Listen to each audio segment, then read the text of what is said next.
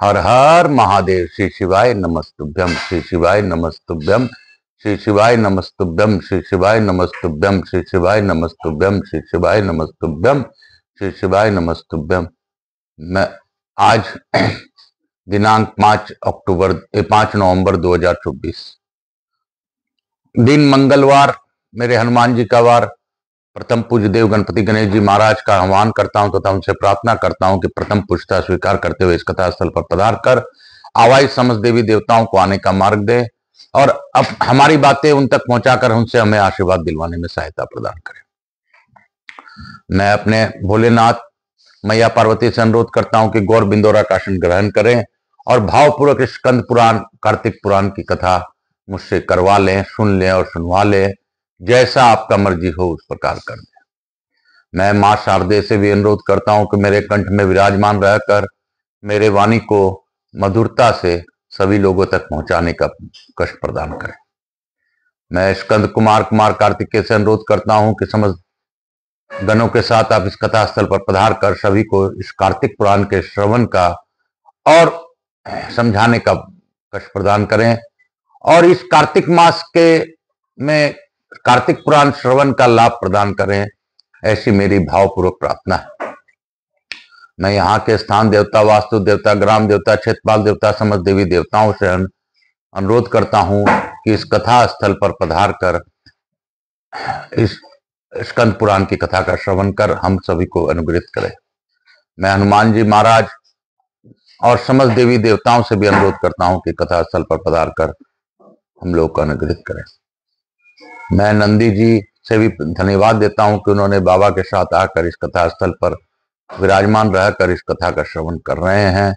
मैं भावपूर्वक कथा करने का प्रयास करता हूं, आप ही मुझसे कर लें, सुन लें और सुनवा लें।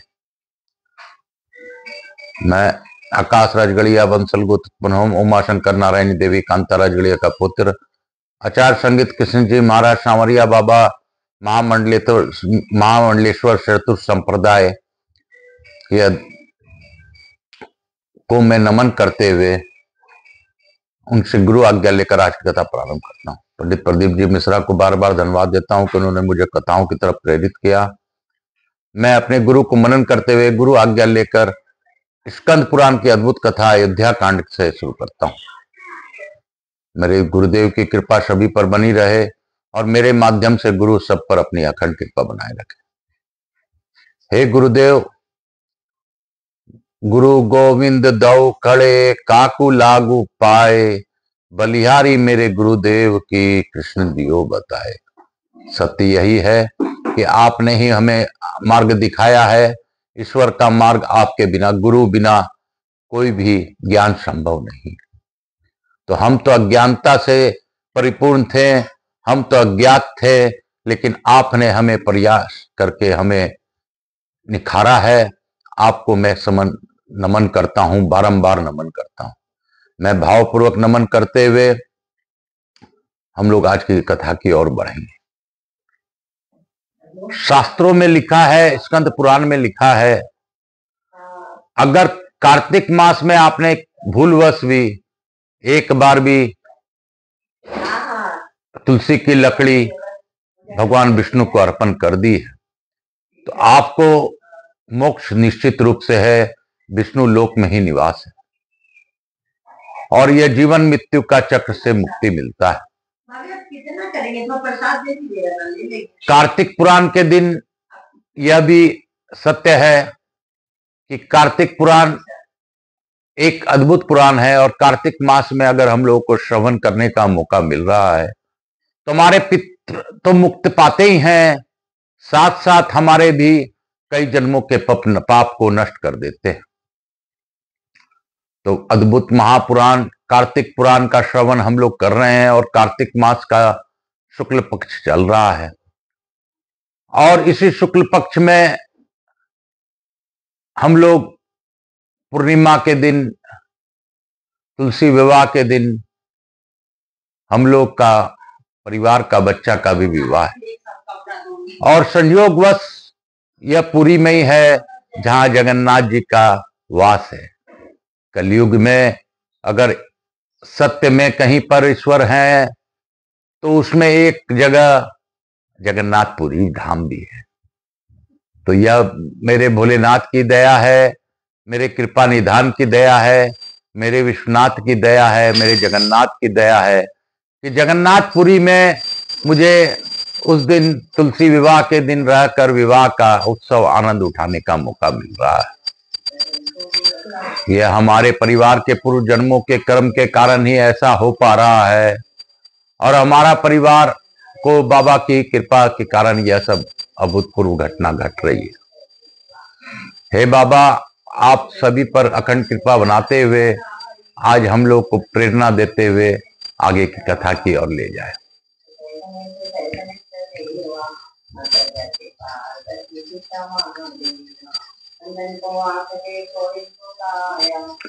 मेरे गुरुदेव की एक भजन है, कजरा रे दो मोटे नैन, नजर ना लग जाए, नजर न लग जाए, कजरा रे दो मोटे नैन, नजर न लग जाए।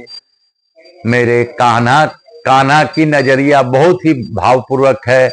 मैं तो गा भी नहीं सकता क्योंकि माँ शारदे ने मुझे कंठ और मैं स्मृति से गाना भूल जाता हूँ, भजन भूल जाता हूँ, लेकिन फिर भी भोलेनाथ ही मुझसे कुछ भी करवा ले। तो हम लोग आज आगे नाम जाप करते हुए कथा की आगे की ओर ले जाएंगे। कृष्ण मेरो है, राम मेरो है, राधा रानी सरकार मेरो है। कृष्ण मेरो है, राम मेरो है, राधा रानी सरकार मेरो है। हरे कृष्णा राधे कृष्णा, राधे राधे राधे राधे, सब कट जाएंगे सब आधे आधे, सबके कष्ट कटेंगे आधे आधे। राधे कृष्णा कृष्णा कृष्णा, गोविंदा गोविंदा गोविंदा गोविंदा। हर हर महादेव शंभो शंभो, हर हर महादेव शंभो शंभो। बोल बम का नारा है, बाबा एक सहारा है।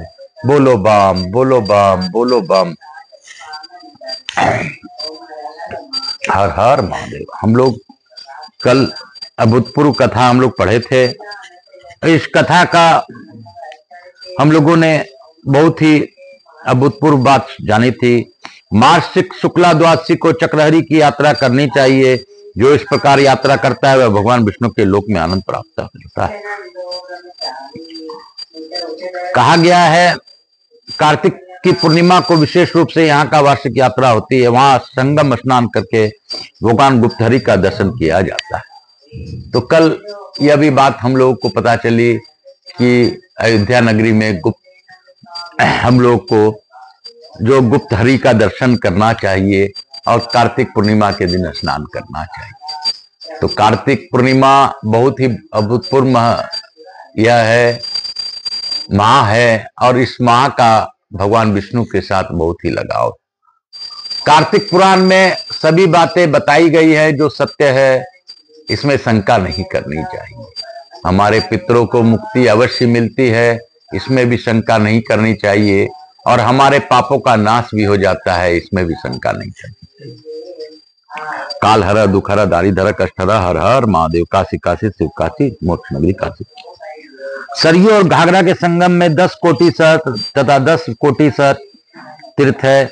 इस संगम के जल में स्नान करके एकाक्षित हो देवता और पितरों का तर्पण करें तथा अपनी शक्ति के अनुसार दान दें। फिर विष्णु मंत्र से हवन करके पवित्र होवें। अमावस्या पूर्णिमा दोनों द्वादशी तिथि अयन और वैसीपात योग आने पर संगम में किया हुआ स्नान विष्णु लोक प्रदान करने वाला है। विष्णु भक्त पुरुष भगवान विष्णु की पूजा करके उन्हीं की लीला कथा का श्रवण करते हुए विष्णु प्रीति कारक गीत वाद नृत्य तथा पुण्यमयी कथा वार्ता के द्वारा रात्रि में जागरण करें। तत्पश्चात प्रातः काल विधि पूर्वक श्रद्धा से स्नान करके भगवान विष्णु का पूजन करे और ब्राह्मणों को यथाशक्ति स्वर्ण आदि दान दे करे। जो संगम पर श्रद्धा पूर्वक स्वर्ण अन्न और वस्त्र देता है वह उत्तम गति को प्राप्त होता है। संगम में स्नान करने वाला मनुष्य 7 पीढ़ी पूर्व की कथा तथा 7 पीढ़ी भावी संतति इन सबको तार देता है।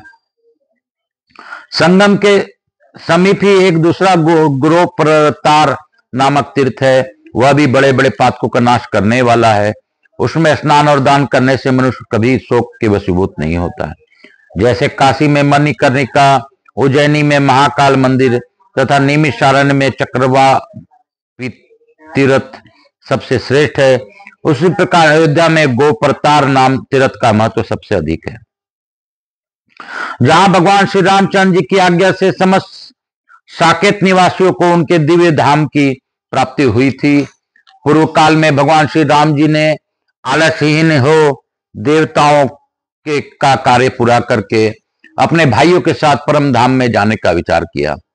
गुप्तचरों के मुंह से यह समाचार सुनकर इच्छानुसार रूप धारण करने वाले वानर, भालू, गोप, पक्षु एवं राक्षस झुंड के झुंड वहां आए। वानरगण देवताओं, गंधर्वों तथा ऋषियों के पुत्र थे। वे सब के सब श्री रामचंद्र जी के अंतर्ध्यान होने का समाचार पाकर वहां आ पहुंचे।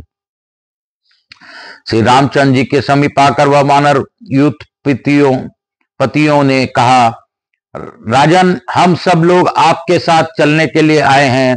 पुरुषोत्तम, यदि आप हमें छोड़कर चले जाएंगे तो हम सब लोग महान दंड से मारे जाएंगे, प्राणियों की सी अवस्था में पहुंच जाएंगे। उन वानर, भालू और राक्षसों की बात सुनकर श्री रामचंद्र जी ने उस क्षण विभीषण से कहा, विभीषण, जब तक भूतल पर प्रजा रहे तब तक तुम भी यहीं रहकर लंका के महान साम्राज्य का पालन करो, मेरा वचन अन्यथा न करो। विभीषण से ऐसा कहकर भगवान श्री रामचंद्र जी हनुमान जी से बोले, वायुनंदन, तुम चिरंजीवी रहो। कपि श्रेष्ठ, जब तक लोग मेरी कथा कहें तब तक तुम प्राणों की धारण करो। मयंद और दिविंद, ये दोनों अमृत भोजी वानर हैं। ये दोनों जब तक इस पृथ्वी पर जीवित रहें तब तक कि संपूर्ण लोगों की सत्ता बनी रहे। ये सभी वानर यहाँ रहकर मेरे पुत्र पौत्रों की रक्षा करते रहे। ऐसा कहकर श्री रामचंद्र जी ने शेष वानरों से कहा, तुम सब लोग मेरे साथ चलो। तदंतर रात बीतने पर जब प्रातःकाल हुआ तब विशाल वृक्ष और कमल दल के समान नेत्रों वाले महाभाव श्री राम अपने पुरोहित वशिष्ठ जी से बोले, भगवान प्रज्वलित अग्निहोत्र की अग्नि आगे चले, वाजपेयी यज्ञ और अतिरात्र यज्ञ की अग्नि भी आगे आगे ले जाए। जब महातेजस्वी वशिष्ठ जी ने अपने मन से में सब बातों का निश्चय करके विधि पूर्वक महाप्रस्थान कालोचित कर्म किया, तदंतर ब्रह्मचर्य पूर्वक रेशमी वस्त्र धारण किए भगवान श्री राम दोनों हाथों में कुश लेकर महाप्रस्थान के उद्यत हुए। वे नगर से बाहर निकलकर शुभ या शुभ कोई वचन नहीं बोले। भगवान श्री राम के वाम पार्श्व में हाथ में कमल लिए लक्ष्मी जी खड़ी हुई और दाहिने पार्श्व में विशाल नेत्रों वाले लज्जा देवी उपस्थित हुई। आगे मूर्तिमान व्यवसाय उद्योगम दृढ़ निश्चय विद्यमान था। धनुष, प्रत्यंचा और बाण आदि नाना प्रकार के अस्त्र पुरुष शरीर धारण करके भगवान के पीछे पीछे चले। ब्राह्मण रूपी धारी वेद वाम भाग में और गायत्री दक्षिण भाग में स्थित हुई। ओमकार वष्टाकार सभी श्री रामचंद्र जी के पास आ चले। ऋषि, महात्मा और पर्वत सभी स्वर्ग द्वार पर उपस्थित भगवान श्री राम के पीछे पीछे चले। अंतपुर की स्त्रियां, वृद्ध, बालक, दासी और द्वार रक्षक सबको साथ लेकर श्री रामचंद्र जी के साथ प्रशिष्ट हुई। श्री निवास रानीवास की स्त्रियां के साथ ले शत्रुघ्न सहित भरत ले भी चले। रघुकुल के से अनुराग रखने वाले महात्मा ब्राह्मण भी स्त्री पुत्र और अग्निहोत्र सहित जाते हुए श्री रामचंद्र जी के पीछे पीछे चले। मंत्री भी सेवक, पुत्र, बंधु बांधव तथा अनुगामियों सहित श्री रामचंद्र जी के पीछे गए। भगवान के गुणों से सतत प्रसन्न रहने वाले अयोध्या के सारी प्रजा इष्ट पुष्ट मनुष्यों से घिरी हुई श्री रामचंद्र जी का अनुगमन करने के लिए घर से चल दी। उस समय वहां कोई दीन, भय भीत अथवा दुखी नहीं था। सभी हर्ष और आनंद में मग्न थे। अयोध्या में उस समय कोई अत्यंत सूक्ष्म प्राणी भी ऐसा नहीं था जो स्वर्ग द्वार के समीप खड़े हुए श्री रामचंद्र जी के पीछे न गया हो। वहां से आधा योजन दक्षिण जाकर भगवान पश्चिम को और मुख करके चलने लगे। आगे जाकर रघुनाथ जी ने पुंसलीला सरयू का दर्शन किया। उस समय सब देवताओं तथा महात्मा ऋषियों से घिरे हुए लोग पितामह ब्रह्मा जी श्री रामचंद्र जी के समीप आए। उनके साथ 100 कोटि दिव्य विमान भी थे। वे सब समय आकाश को सब ओर से तेजोमय एवं प्रकाशित कर रहे थे। वहां भी परम पवित्र सुगंधित एवं सुखदायिनी वायु चलने लगी। श्री रामचंद्र जी ने अपने चरणों से सरयू जी के जल का स्पर्श किया। तदंतर ब्रह्मा जी देवताओं के साथ श्री रामचंद्र जी की स्तुति करने लगे। देव, आप समस्त लोगों की पति हैं। आपके स्वरूप को कोई नहीं जानता। विशाल लोचन आप आचिंत्य एवं अविनाशी ब्रह्म रूप हैं। महावीर, आप अपने जिस दिव्य स्वरूप का ग्रहण करना चाहें ग्रहण करें। ब्रह्मा जी के ऐसा कहने पर भगवान श्री राम ने अपने भाइयों सहित दिव्य वैष्णव तेज में सशरीर प्रवेश किया। तत्पश्चात सुरश्रेष्ठ भगवान विष्णु का सब देवताओं ने पूजन किया। देवताओं का मनोरथ पूर्ण हुआ था, इसलिए वे सब बहुत प्रसन्न थे। उस समय महातेजस्वी भगवान विष्णु ने पितामह ब्रह्मा से कहा, सुव्रत, इस जन समुदाय को तुम्हें उत्तम लोक देना चाहिए। भगवान का यह आदेश पाकर सर्वलोकेश्वर ब्रह्मा ने कहा, वे समस्त मानव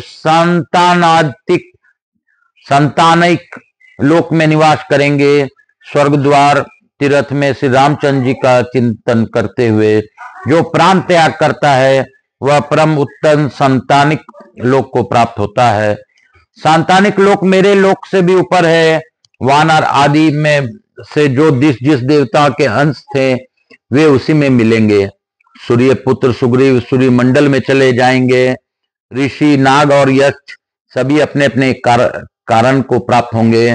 देवेश्वर ब्रह्मा जी के ऐसा कहने पर गोप्रतार तीर्थ में उपस्थित जल सरयू को प्राप्त हुआ। तत्पश्चात वहां सरयू जल परिपूर्ण हो गया। फिर तो सबने जल में डुबकी लगाई और हर्षपूर्वक प्राण त्याग करके मनुष्य शरीर को त्याग दिया। विमानों पर बैठकर दिव्य लोक को प्रस्थान किया।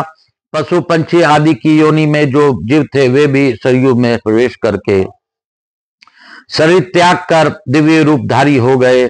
इस प्रकार अनचराचर प्राणी भी उत्तम शरीर पाकर देवलोक सांतानिक में गए। भगवान श्री राम देवताओं के साथ परम धाम को गए। अतः सबको तारने वाला वह तीर्थ गोप्रतार के नाम से प्रसिद्ध हुआ। गोप्रतार तीर्थ भी उत्तम मोक्ष प्राप्त होता है। गोप्रतार तीर्थ में निसंदेह भगवान विष्णु स्थित है। इसमें जो स्नान करता है वह निश्चित ही योगियों के लिए भी दुर्लभ परम धाम को प्राप्त होता है। जितेंद्रिय मनुष्यों को वहां विशेष रूप से कार्तिक की पूर्णिमा में स्नान करना चाहिए। नियम पूर्वक व्रत पालन करने वाला श्रद्धालु पुरुषों को भगवान विष्णु के उद्देश्य से वहां स्नान पूर्वक ब्राह्मणों को विशेष रूप से पूजन करना चाहिए तथा श्री हरि के प्राप्ति के लिए बड़ी भक्ति के साथ नाना प्रकार के अन्न, स्वर्ण और भांति भांति के वस्त्र दान करना चाहिए।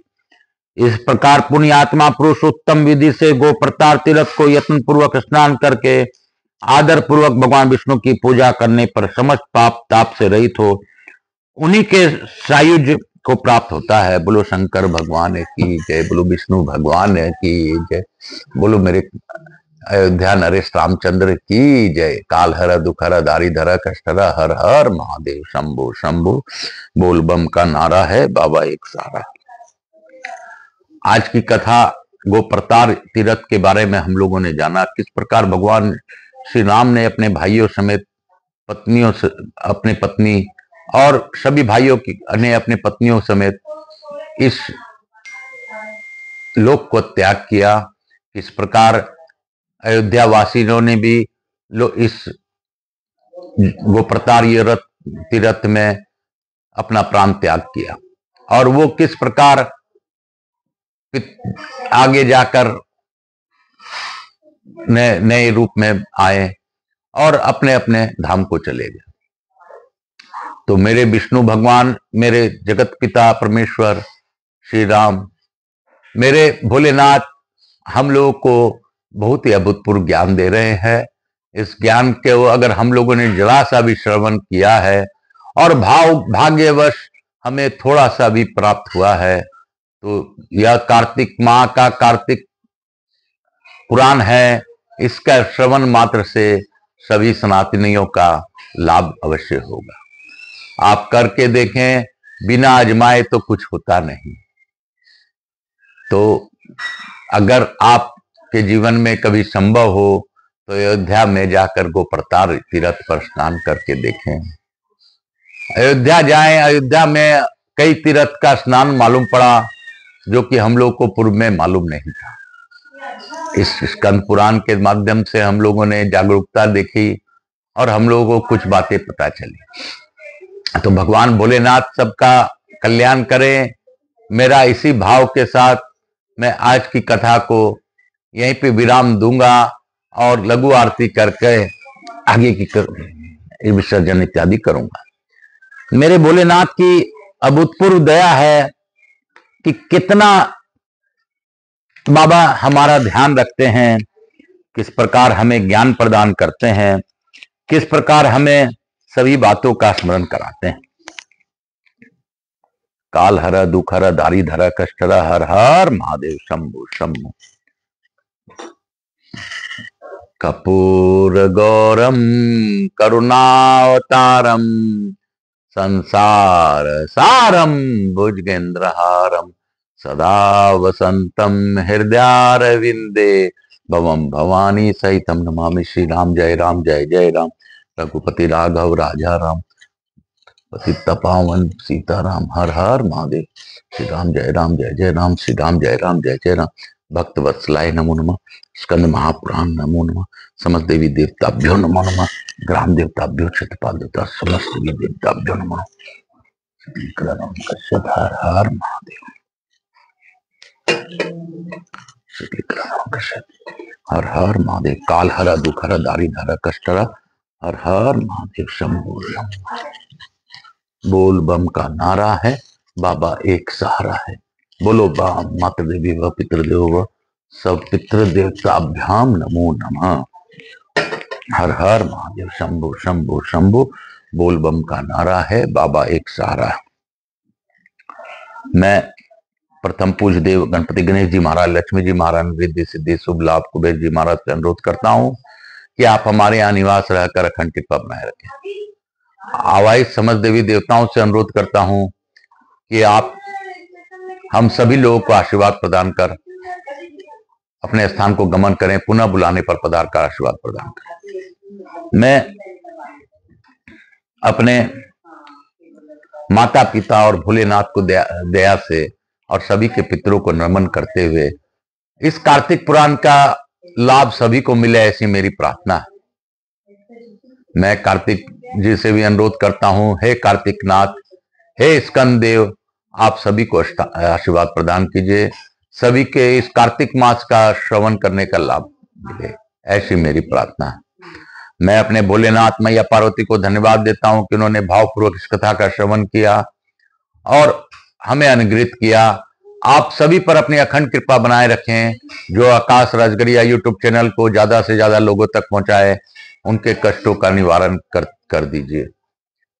जो आकाश राजगरिया इस चैनल का आपका कथा कार्तिक पुराण सुने, उनके कार्तिक पुराण कार्तिक माह में श्रवण करने का लाभ प्रदान कर दीजिए और सभी के कष्टों का निवारण कीजिए।